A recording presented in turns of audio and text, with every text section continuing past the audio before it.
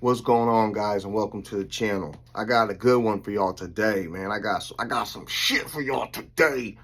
Weather modification, man, or weather manipulation, however you want to look at it, Ever since I was a kid, I've always noticed planes flying overhead, dropping off these white lines in the sky, and a couple hours later, I would notice those lines would turn into clouds. No bullshit. The planes would fly, lines would be behind them. A couple hours later, it would be cloudy. And I always was like, what in the world is really going on here, So we are going to check out some videos about weather modification, cloud seeding is what they call it. All kind of crazy stuff, man. Without no more talk, let's just get right into the video.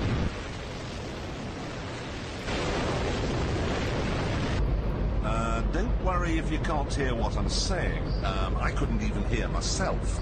This is the loudest sound you could possibly conceive. And, as it turns out, the cleanest.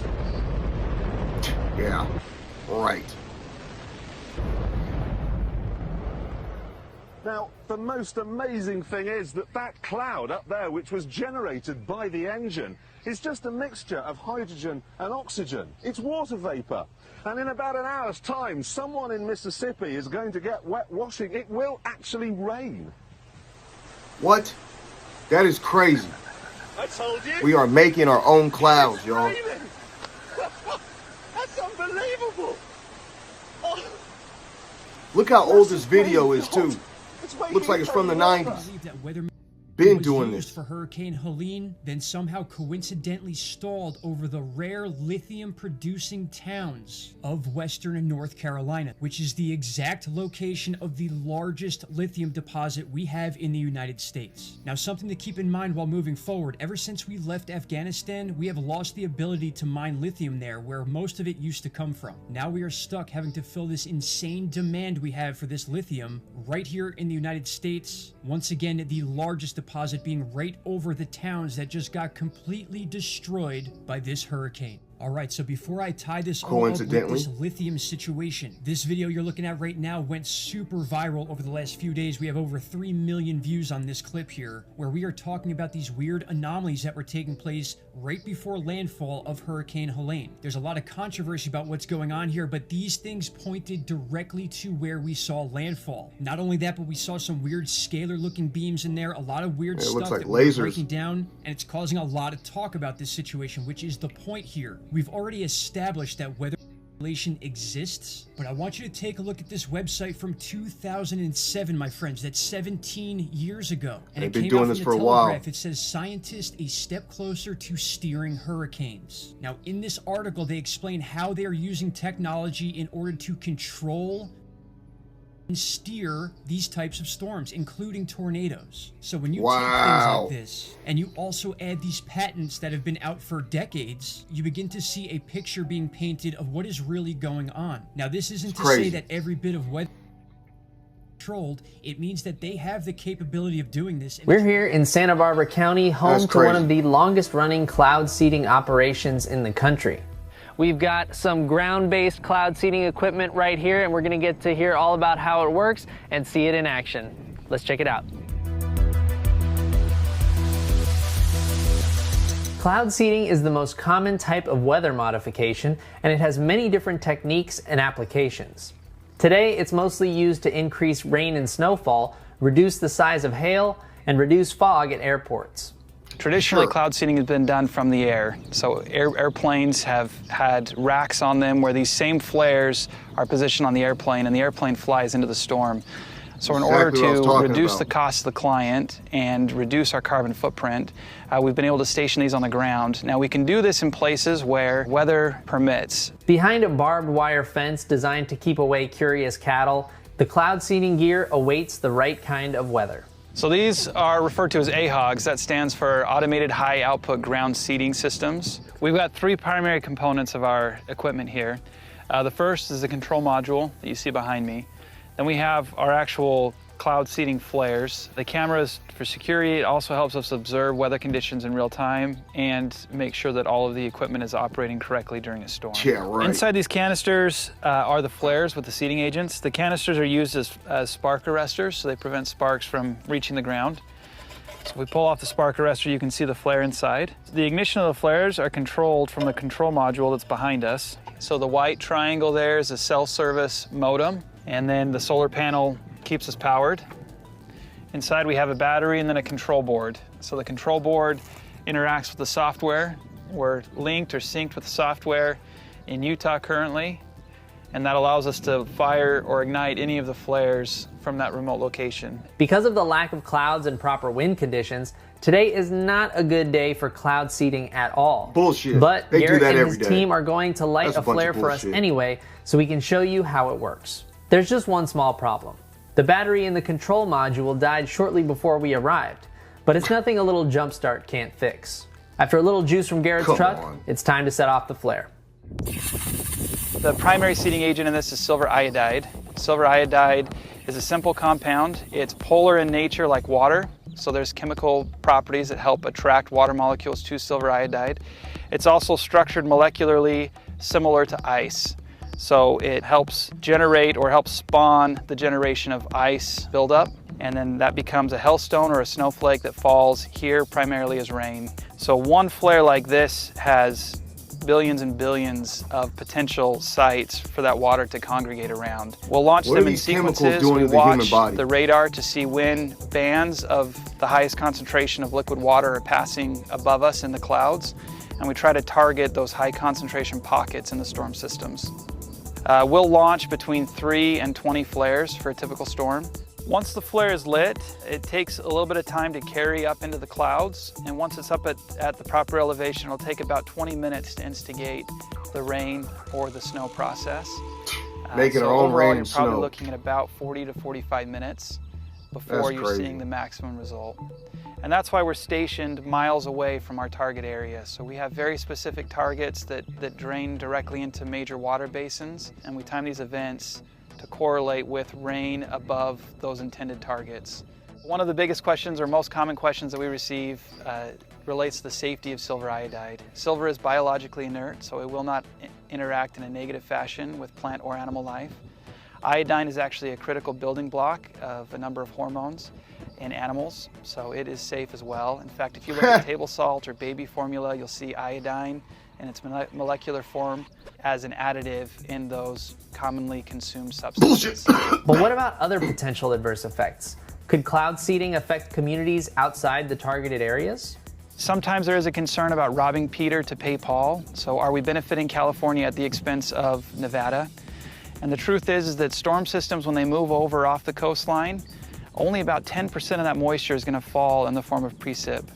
And we're looking at increasing that to about 11% because we have about a 10% increase in the natural storm's productivity. So going from 10% to 11% in California has an insignificant impact on the amount of precip that will still be available in Nevada or Utah. Built into the program are kind of checks to make sure that we don't come across anything negative.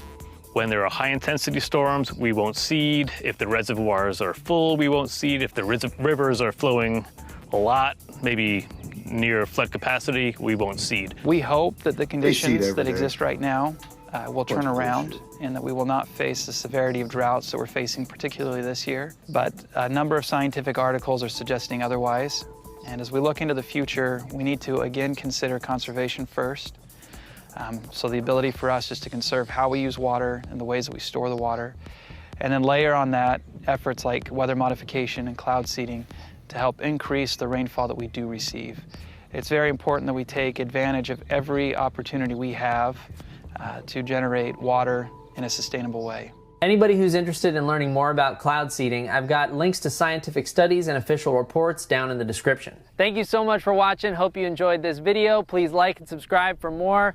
If you want to see more What the Future episodes, check out this playlist right here. Hope this video seeded your imagination. Friends and family, this is the most not talked about hidden subject that there's going to be across America. Every time I've posted it, it gets taken down, so I'm going to have to do it this way. What you're seeing is our are the 5G towers. When they went on to high alert, they hit 750,000 watts, and look at that. Jeez. They popped up. Look at that on the reflectivity index. And also, we see a weird burst that happened up in Montana around our Minutemen. But then we also see stuff that happened just like in the Midwest, and it happened. Then they were wondering about, like, hey, we're going to have tornadoes.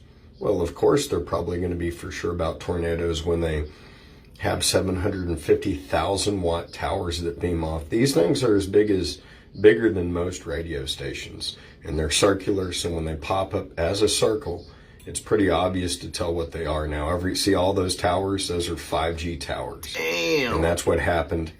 And then as soon as that happened, we had all this wicked weather that happened. So are they using these as weather manipulation? Well, personally, I would like to be informed if we're going to be around, or if we're going to be fried in the middle of the night, 750,000 watts. I'd like to know so that I could take a trip and just not be a part of the experiment. What about you? So every time I've tried to post this, it's been basically taken down immediately, whether it's been on any of the other platforms. This is so top secret, and I'm not kidding you. See how it basically, the towers are directly affecting the weather patterns that we have. They turn these on in the middle of the night from like 9 p.m. when we were sleeping, and then they did this again. But the whole entire East Coast of the United States has been affected. It's not so heavily predominant in Montana, North Dakota, South Dakota, but weird streaking has happened.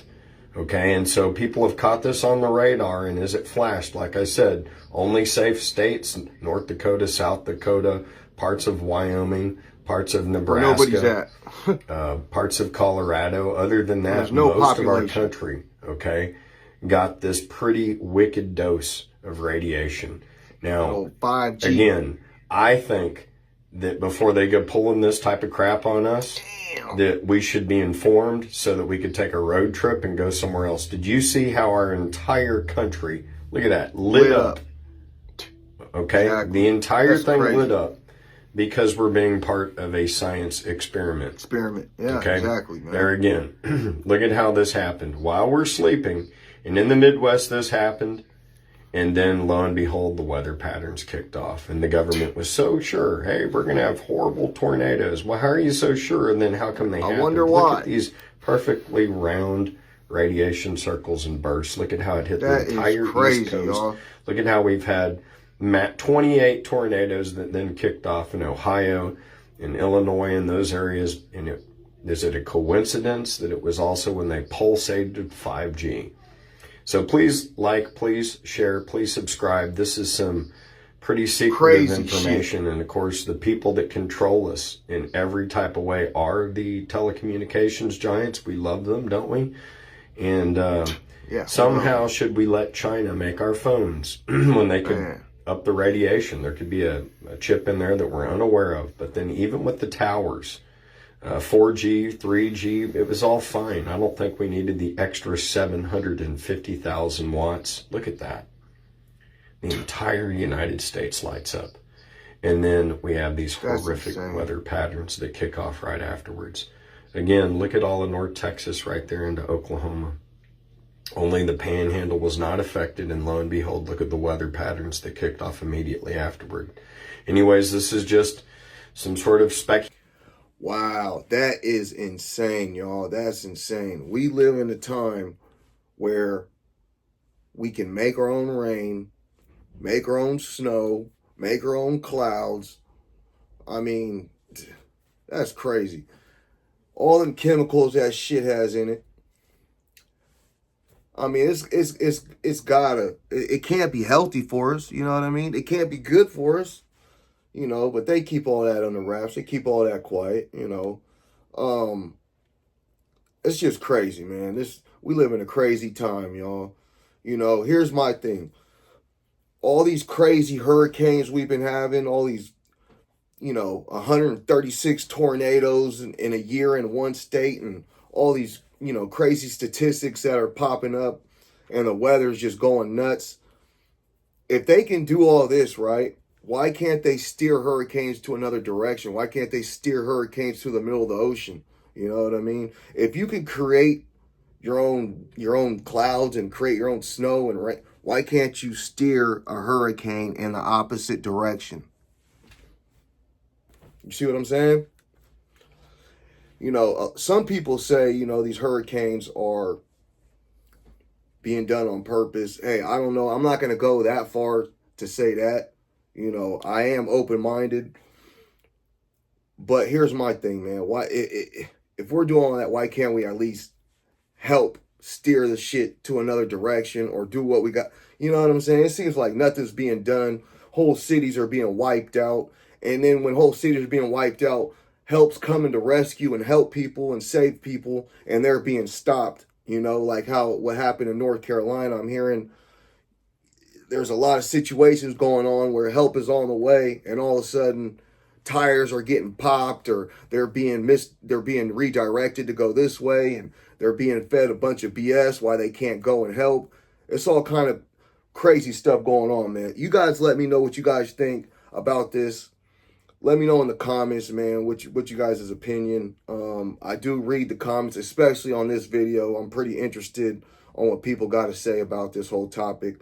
Hey, do me a favor. If you guys watched the whole video, do your boy a favor and hit that like button. Beat the dog out that like button for your boy, man. And if you're interested in this kind of material, this kind of content, subscribe to the channel. I'm going to catch you guys on the next video.